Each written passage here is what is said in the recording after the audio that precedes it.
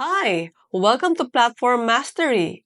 In this video, I will show you how to use Microsoft Bing Creator for logo. First is sign in to your Microsoft Bing account. In this area, type in the details of your logo that you want to generate and press Enter on your keyboard.